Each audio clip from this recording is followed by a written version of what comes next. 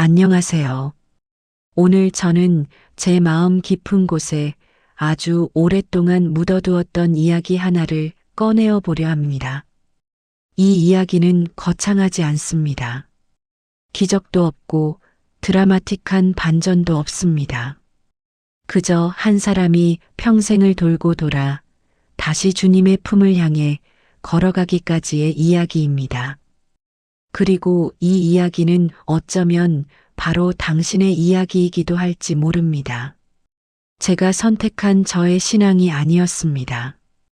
어머니가 저를 안고 성당에 가셔서 유아 세례를 받게 하셨고, 저는 아무것도 모르는 채 이미 하느님의 자녀가 되어 있었습니다. 그리고 여름마다 어머니는 저를 첫 영성체 준비, 여름 성경학교로 보내셨습니다. 솔직히 말씀드리자면 가기 싫었습니다.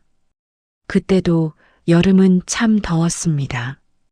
신장로 길을 조그마한 다리로 1시간을 걷다 보면 옷은 땀으로 몸에 달라붙고 그 뜨거운 길을 터벅터벅 걸어 성당으로 가는 아이 하나. 그게 바로 저였습니다. 저는 속으로 늘 이렇게 말했죠. 왜 나는 꼭 성당에 가야 하는 거지? 나중에 어른이 되면 절대 안 갈 거야. 하지만 어머니는 항상 저를 성당으로 보냈습니다.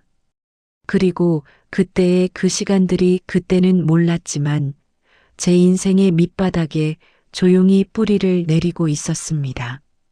살면서 해야 할 일이 많아질수록 성당은 점점 제 삶에서 뒤로 밀려났습니다. 과학이 어떻고 이성적으로 설명되지 않는 건 믿기 어렵고, 그러면서 자연스레 성당은 가끔 가는 곳이 되었습니다. 그리고 그 가끔이 몇 달이 되고 몇 년이 되고 어느새 익숙해진 냉담이 되었습니다. 세상과 타협하며 졸리면 안 가고 귀찮아도 안 가고 바쁘면 더더욱 안 가는 그런 저였지만 하느님을 완전히 떠난 건 아니었습니다. 마음 한쪽 구석에서는 늘 이렇게 말하고 있었죠. 하느님, 제가 조금만 더 시간 필요합니다. 조금만 기다려 주세요. 그렇게 세월은 흘렀고 어느새 저는 60대가 되어 있었습니다. 나이가 들면 참 신기하게도 보이지 않던 것들이 보이기 시작합니다.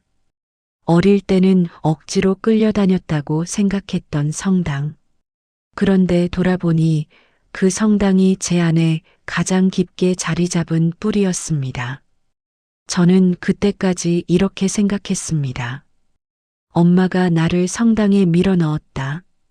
하지만 이제는 이렇게 고백합니다. 어머니는 내 인생에서 가장 귀한 선물을 주셨구나. 바로 유아 세례라는 선물입니다. 주님이 오래전에 제 이름을 불러두셨다는 뜻이니까요.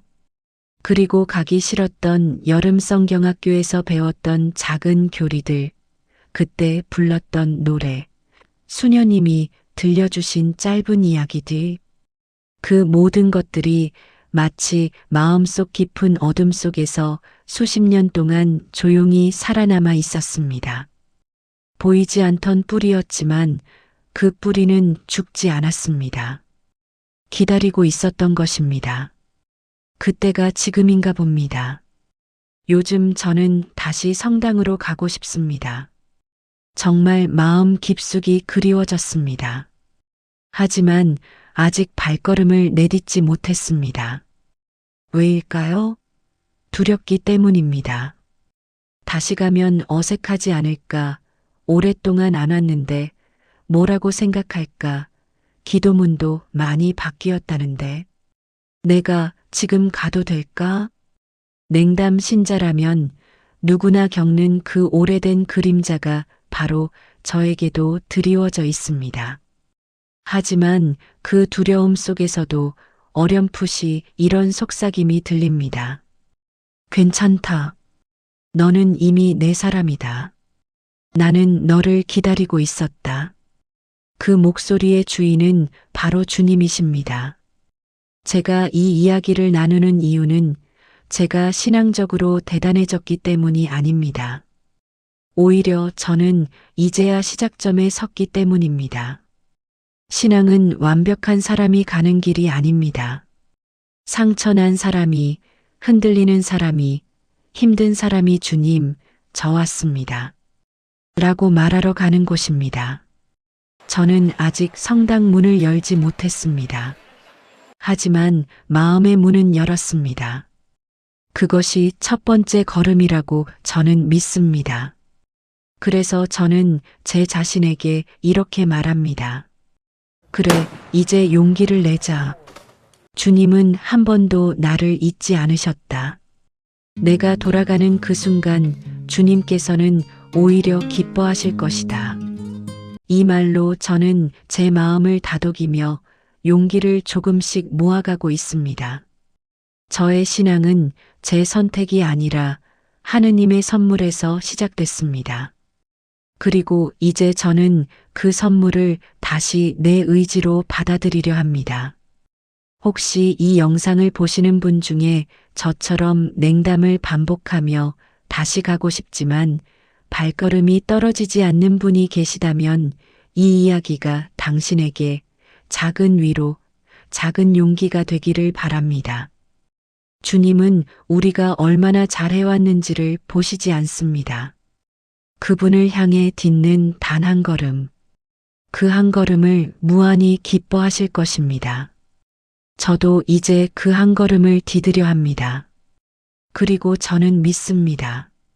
그 길 끝에서 주님은 여전히 저를 향해 손을 내밀고 기다리고 계신다는 것을 감사합니다.